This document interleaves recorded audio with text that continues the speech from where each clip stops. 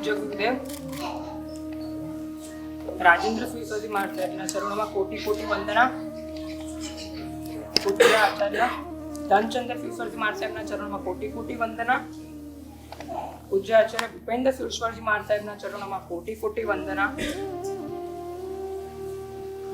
જેમના કારણે સફેદ જે વસ્ત્ર આજે શ્રમણ શ્રમી ભગવાન અત્યારે પ્રદાન એમને થઈ ગયું છે, જેમના કારણે બધી વસ્તુ આમ એવી નિર્મળતા સરળતા એવા યતીન્દ્ર સુરસાસી મહારાજ સાહેબના ચરણોમાં કોટી કોટી વંદના.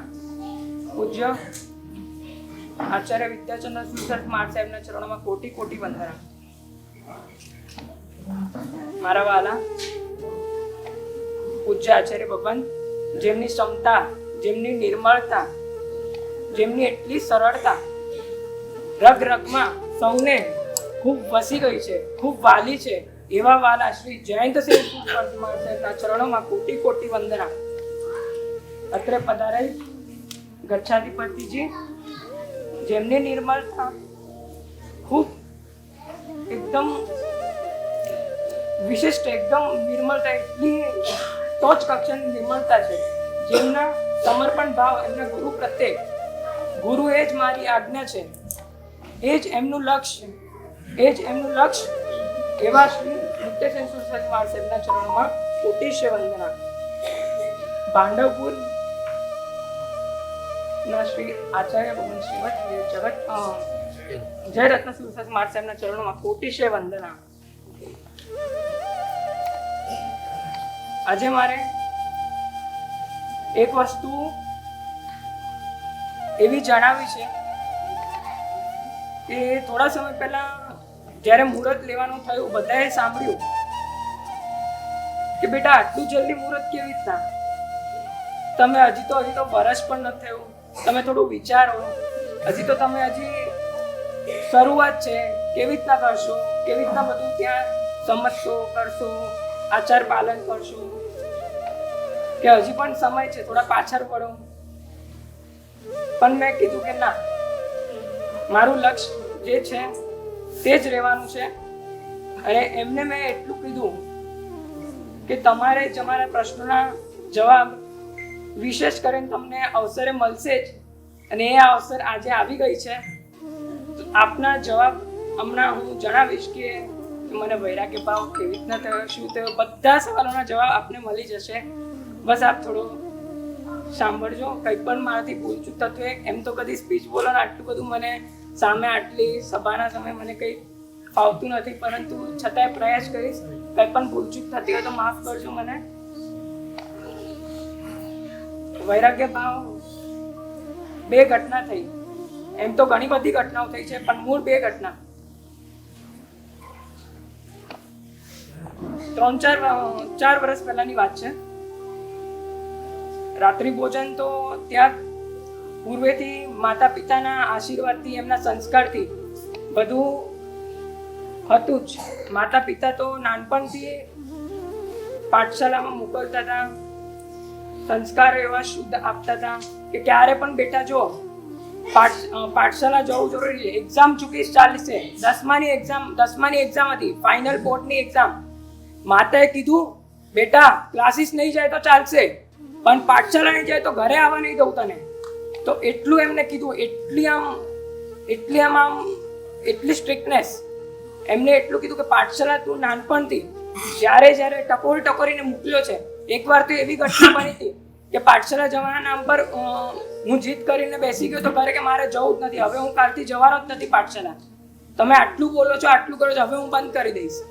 પરંતુ એમને મને પછી વિચાર્યું એમ કે ના, અને સમજાવવા જવું તો જરૂરી, પાઠશાલા તો ચૂકાય નહીં, કંઈ પણ રીતે પાઠશાલા તો મોકલું. એમને થોડોક એમ કહી શકાય કે ફોર્સ કરીને એક દિવાસળી લીધી, બાળી, પછી જીવ ઉપર ચોંટાડી દીધી કે બેટા જા પાઠશાલા, નહીં જાય તો ઘરે આવવા નહીં દો. મેં કીધું જી. તો એ ઘટના તો બની હતી. એવી રીતના જ ગળાતા જીનવાણી સાંભળતા એમની પ્રેરણા, પિતાની તો વાત જ હું કંઈ ના કહી શકું. ક્યારે પિતાની મેં વાત કરી જ નથી, સાચું કહું તો. બસ મનમાં રાખી હતી. પણ એ પણ એક અવસર હતો, બધું વિચારીને જ રાખ્યું હતું કે એ અવસરે જ વાત વિશેષ રાખીશ. તો આજે એ પણ દિવસ આવી ગયો છે. એટલું જ કહીશ, પિતાને 8-9 વર્ષ પહેલા કેન્સર હતું. એમને 4 થી 5 કિલોની ગાંઠ હતી પગમાં, લેફ્ટ લેગમાં. ઓફિસમાં પણ ઘણી બધી છુટ્ટી પડી, જોબ કરે છે. તો શેઠે કીધું કે તમે હમણાં, પછી ઓફિસ તો બંધ થઈ ગઈ હતી, તો શેઠે પણ તમે કીધું હવે તમે હમણાં થોડા દિવસ ઘરે રહો, પછી અમે કહીશું તો તમે એવી રીતના પાછું રેગ્યુલર આવી જશો. તો પપ્પાએ ઠીક તો બધું થઈ ગયું, બધી રીતે સરસ. મામા મામી, નાના નાની, દાદા દાદી, કાકા કાકી બધાનો ખૂબ ખૂબ ઉપકાર છે. એ તો મારા ધ્યાનમાં જ છે, ક્યારેય હું ભૂલી નહીં શકું. ખૂબ ખૂબ ધન્ય છે એમને. એ ના હોત તો આજે પપ્પા ઊભા ના થયા હોત, અને આજે પપ્પા ઊભા ના થયા હોત તો હું ભણી ના શકત, તો ઘડાઈ ના શકત, તો પછી આ અહીંયા દીક્ષામાં આ મુહૂર્ત લેવા પ્રદાન થઈ ના શકત, આ મુહૂર્ત લેવા આવી ના શક્યો હોત, આ દિવસો જોવા ના મળત, આવી શુભ પલોને માણવા ના મળત. હવે ઘટના એવી થાય છે કે 4 વર્ષ પહેલા પાર્ટીમાં જવાનું થયું ફ્રેન્ડ સાથે. એમ તો લગભગ વાપરવાનું હોતું નથી રાત્રિ ભોજનનું, પણ એકવાર ભાઈએ કીધું કે જતો રહે, હવે કોક વાર તો જાય છે, રોજ રોજ તો જવાનું થતું નથી, થોડું માન રાખી લે, પછી તો તમારે રાત્રિ ભોજન તો ત્યાગ જ છે, તમને પચકાણ તો લીધું નથી, તો જવાનું રાખો. તો ગયો. એ દિવસે રાત્રે 10:30 વાગે પાર્ટી કરવા ગયો તો કેફેમાં. 1 વાગ્યો ઘરે આવવાનું થયું. થોડો સમય થયો, સંધારો કર્યો. પછી ઘટના એવી બની, મગજમાં એક તરત જ એવા વિચાર આવવા લાગ્યા. જીનવાણી તો ધક ધક ધક આમ તાજો તરજ ફરતી હતી, આમ રોમ રોમમાં ગુંજાતી હતી. દરેક મહાત્માઓ, જગતના જેટલા પણ મહાત્માઓ, આ ભરત ક્ષેત્રના જેટલા પણ મહાત્માઓ, એમના માટે ખૂબ ખૂબ શબ્દો જ નથી, એટલી એમના માટે બહુ જ ધન્ય છે એમને કે જીનવાણી ના મળત તો મારું કંઈ ના થઈ શકત. તો ઘટના એવી બની કે બસ એ વિચાર આવવા લાગ્યો, આમ અંદર પોતાનો દોષ પીડાતો હતો, ગદ રડતું હતું, મારું હૈયું ભીંજાતું હતું, તડફડતો હતો. મારી હાલત એમ કહી શકાય મૃત્યુ જેવી, દર્દનાક જેવી હાલત એવી હતી તે વખતે. રાતના ઉઠ્યો, કલાક થયો, 2 કલાક થયો, પછી રહેવાયું નહીં. પપ્પા પાસે ગયો, માતા પાસે ગયો, એમને કહ્યું, રડતા રડતા ગયો, બેટા શું થયું? મેં કીધું કાંઈ નહીં મમ્મી, બસ રડવું આવે છે. કે બેટા બોલ તો ખરી, શું થયું? ના, રડવું આવે છે, બસ કંઈ નહીં, એમ જ. પછી પપ્પાએ શાંતિથી 10-1 મિનિટ રહીને કીધું, બેટા શાંતિથી જે હોય કે કોઈ ચિંતાની વાત નથી, કહીશ તો અમને ખબર પડશે. ત્યારે મેં એમને કીધું, મેં આજે રાત્રિ ભોજન કર્યું છે, મને એનો બહુ જ ઘાત થયો છે કે હું આખું વર્ષ રાત્રિ ભોજન ત્યાગ કરી શકું છું, ચાલે છે, ભલે પચકાણ નથી, એ હિસાબથી મારે જવું પડ્યું, એ મારી નબળાઈ છે, મારે એટલું દુઃખ થાય છે, મને આ પીડાથી બહાર નીકળવું છે. આજ પછી હું રાત્રિ ભોજન ક્યારે નહીં કરવા જાઉં, આજ પછી 1 દિવસની પણ છૂટ નહીં રાખવું. જો 1 દિવસની પણ છૂટ રાખીશ તો મને મૃત્યુ ચાલશે, પણ મારે એ છૂટ નહીં ચાલે. એમને ચોખ્ખી મેં શબ્દોમાં જણાવી દીધું. એ તો ગભરાઈ ગયા. થોડું એમને લાગ્યું કે ના, વાત તો સાચી છે. તો આ રીતે આ દોષની મને પીડા, ખૂબ આમ પીડા થતી રહી અંદર, આમ એટલી પીડા થતી કે મારા દોષ પ્રત્યે મને ધિક્કાર ભાવ થયો, મારા ઉપર પોતા પર ધિક્કાર ભાવ. અને બાકી જે પણ મળે મને એમ થાય, ઓહો કેટલા અવભાવ, કેટલા તપસ્વી, કેવા નાના તપસ્વી આટલું બધું કરે છે, આટલા મહાત્માઓ પણ કેટલી તપસ્યા, કેવી સાધનાઓ કરે છે.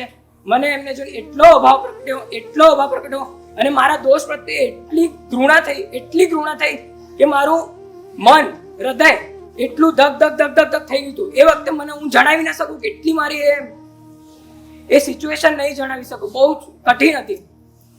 તો આ પહેલી ઘટના હતી જેનાથી મને વૈરાગ્યનો ભાવ બીજ રોપાયું. દેવગુરુની કૃપા તો છે જ, એમના કારણે એમના સિવાય તો કશું જ ના થાય. બીજી ઘટના એવી છે, ઘટના સભામાં કહેવા જેવી નથી, પરંતુ એક મર્યાદા રીતે શબ્દોમાં જણાવી દઉં છું. આજના કાળમાં વિષય વાસનામાં લોકો પડ્યા હોય છે. યુવાની ઉંમરમાં ફોન, ઇન્સ્ટાગ્રામ, એપ્લિકેશન્સો, બધું અનેકો બધી વસ્તુઓ, ટેકનોલોજીસ, આ બધી દુનિયામાં એટલા મૂંઝાઈ ગયા છે કે શું કરું શું ન કરું આપણને ખબર જ નથી પડતી. આપણે પોતા માટે તો સમય જ નથી આપી શકતા. પોતા માટે સમય ના આપી શકે તો ધર્મ માર્ગે જે પણ અનુષ્ઠાનો, જીનવાણી, એના માટે તો આપણે કેવી રીતના સમય રહે છે? 1 મિનિટનો પણ આપણે સમય ન, ઘરે બેસતા પણ નથી સાથે. તો આજે એવા સમયમાં, એવા કોલેજ ગ્રુપમાં એવો હું આમ એકમેક થઈ ગયો હતો.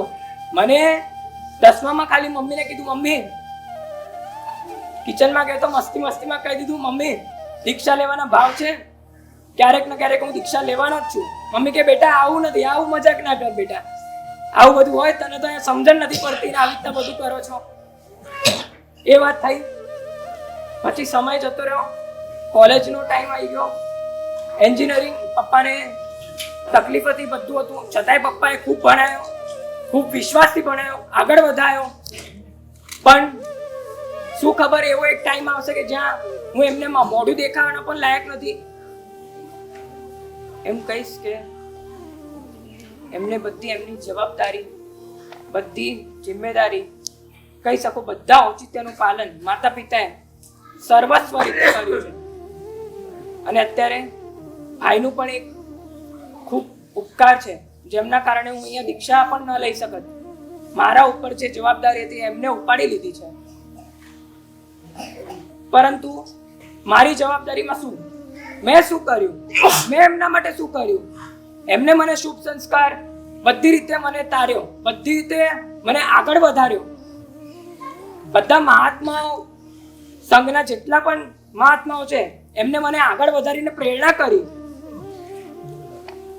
ખૂબ ખૂબ સહાય કર્યો, ડગલે ને પગલે સાથે રહ્યા. પણ મેં શું કર્યું? મેં બસ મારી વિષય વાસનાની એવો ભીંજાતા ગયો, એવો એમાં ઘૂસતો ગયો. બસ મને એટલું જ લાગે છે કે મારે હવે આ જીનવાણી વગર કોઈ ઉદ્ધાર નતો. માતા પિતા, ભાઈ બહેનો, સજ્જનો, બધા આ સંઘ, સમસ્ત તિશ્રુતિક સંઘ જો અગર મારી સાથે ના હોત, જો મને આટલો સપોર્ટ ન કર્યો હોત, તો આજે આ મુહૂર્ત પણ મારા હાથમાં ના હોત. ખૂબ પીડાતો તો, ખૂબ સમજાતા પોતાના દોષો એવા સમજાઈ ગયા, એવા ઘડાઈ ગયા, એવા અનુભવાઈ ગયા, એવી કૃપા વરસી ગઈ કે બસ આ દિવસ જોવા મળી ગયો. અને બસ આપની કૃપાથી મુહૂર્ત મળે, બસ એ જ ભાવના અને એ જ મારું સૌભાગ્ય છે. બસ આશીર્વાદ આપજો કે આગળ વધું, આપને ક્ષમતા ભાવ જેવી નિર્મળતા બસ પ્રાપ્ત કરી. પણ બોલાવે તો ઈચ્છા હોય તો